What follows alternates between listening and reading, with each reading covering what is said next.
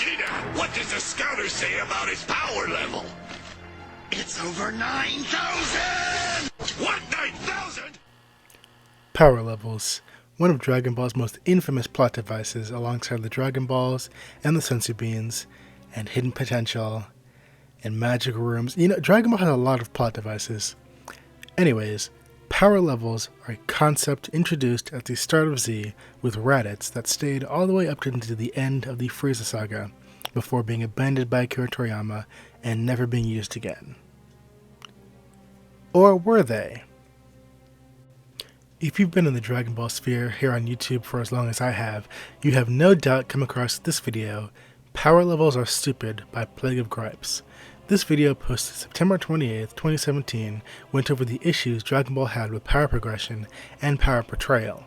I was rewatching this video a couple days before writing the script, and I realized that despite this video being 5 years old, it still accurately describes problems with Dragon Ball as a whole, even in the current time.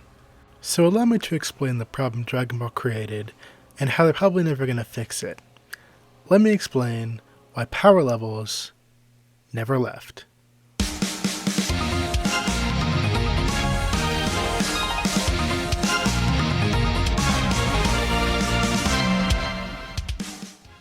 To understand what I mean, let me first explain what power levels even are, and why they're considered to be a problem. Power levels were first introduced in Dragon Ball Z Episode 1, being a unit of measurement determined by a device called a scouter. Your power level was determined by the combination of your abilities. Speed, strength, durability. Essentially, it detected your ki and assigned a numerical value to it. The way it was used in the series was that if your power level was higher than your opponent's power level, you would be able to beat them. For example, let's take a look at Goku and Piccolo versus Raditz. Goku and Piccolo had power levels in the 400s, meanwhile Raditz had a power level of 1200, and in line with that, Raditz was mopping the floor with them. Raditz wasn't a more skilled fighter than Piccolo and Goku. He didn't have skills or abilities or techniques that made him a difficult foe to face, it's just that his number was bigger. So how did Goku and Piccolo manage to defeat Raditz? Well, it turns out that their techniques, like the Kamehameha and the Special Beam Cannon, actually boost their power levels to a point where it's close to Raditz, and they actually managed to damage him.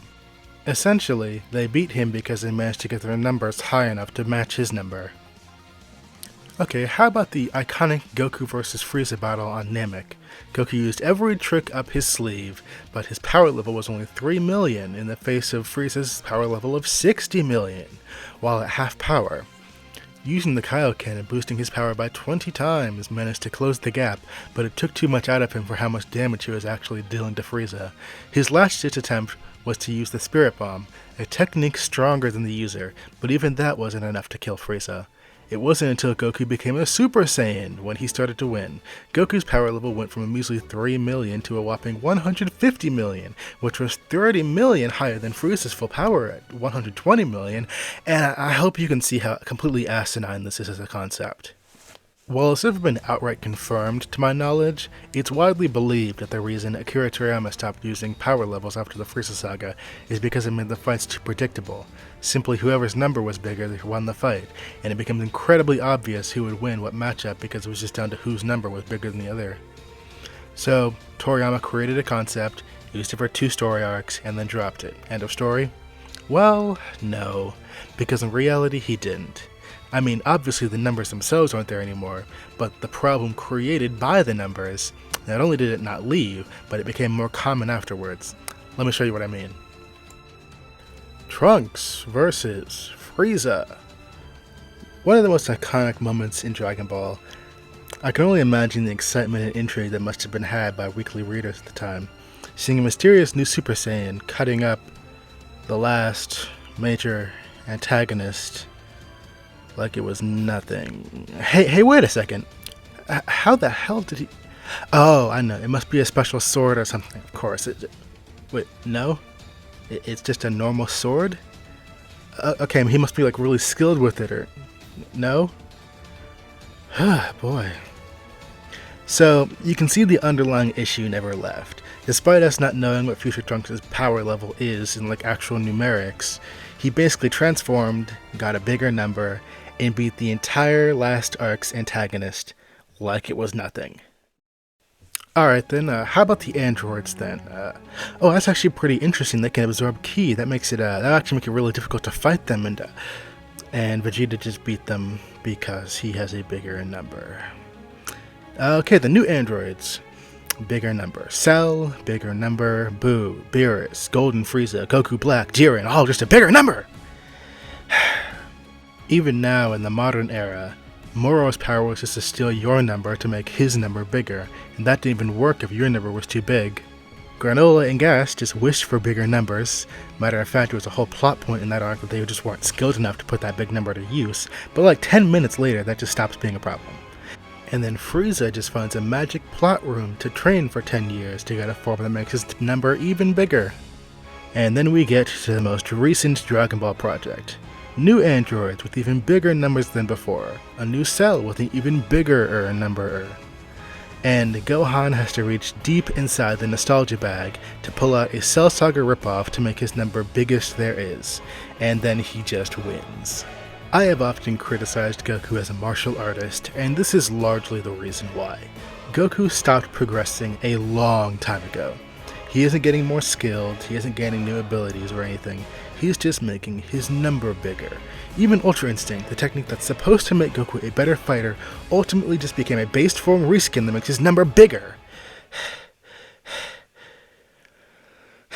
Calm down, Kaiser.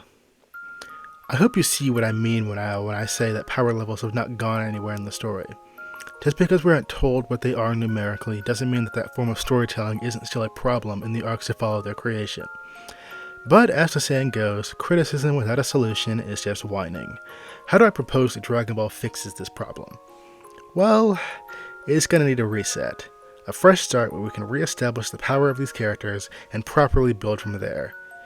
It can't be Goku, it can't be Vegeta, or any of the cast that we've grown to know and love. It has to be a completely new character who is weak, right now, but holds great potential. Someone the fans would be excited to watch grow. Someone like Oob. In the recent DBS manga arc, the Galactic Patrol Prisoner arc, commonly referred to as the Moro arc, we are introduced, or should I say reintroduced, to Oob as a major character who will be coming down the line. It's revealed that due to the shenanigans with Moro and the Grand Supreme Kai, that Oob has been granted the godly power of the Grand Supreme Kai. Such power that he gave Goku enough power to kill Moro in one shot without even breaking a sweat or even knowing what he was doing. That kind of power was a drop in the bucket to him. But what's good is, he doesn't know how to use that power.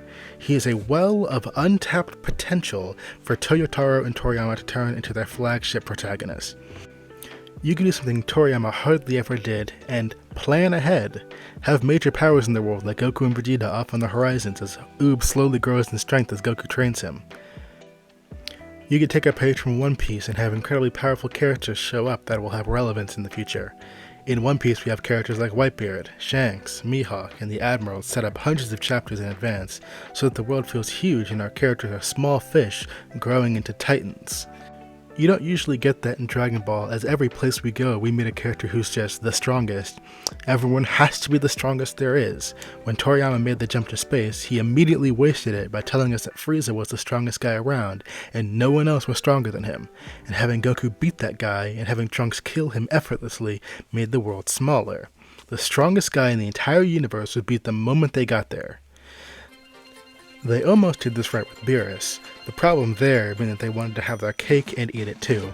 You had characters constantly say, "Oh, he might be stronger than Beerus. Oh, Vegeta Blue is so strong, he might be stronger than Beerus. Oh, Jiren is so strong, he surpassed Beerus and the Gods of Destruction. Oh, Broly is so strong, he's the strongest guy I've ever seen, he might be stronger than Beerus." Like, imagine every time an antagonist showed up in One Piece, they kept saying, "Oh, he might be stronger than Roger. Oh, Enel is so strong, he might be stronger than Roger. Oh, Lucci is so strong, he might be stronger than Roger." Like, that's so annoying. Having Goku and Vegeta, Gohan, and other strong characters established at the top and watching Oob climb the ladder with these stronger characters at the top would be a breath of fresh air. Another way they could improve is to make fights more skill-oriented. I mean, actually make it more skill-oriented. We aren't shown that these characters are actually skilled, we're shown that they're powerful. Oob is a great medium for us to see that again. Oob has incredible potential, but he is an absolute novice. Having Goku actually show off his martial arts skill, having him teach Oob techniques beyond punching and shooting energy balls, would actually enhance this aspect of the story. With Dragon Ball Super Superhero and the recent manga arc pushing us closer to the end of Z era with Oob, this is a perfect opportunity to bring the story back to a place it hasn't been in a while, where characters have to be smart and tactical instead of just having a bigger number. Do I think they will take my advice and make this change? Not a chance. No chance at all. Dragon Ball is Toei's cash cow. It's more product than story at this point, and I don't see them changing anything about that anytime soon. But maybe, just maybe, in some small way, once we reach the point where Goku dons his blue gi, maybe we can see power levels go away once and for all. Hey guys, if you enjoyed this video and want to see more deep dives into anime and their storytelling, or want to see me pit your favorite characters against each other in a versus battle, make sure you subscribe and hit the notification bell so you're notified in the future for uploads. And I will see you guys next time.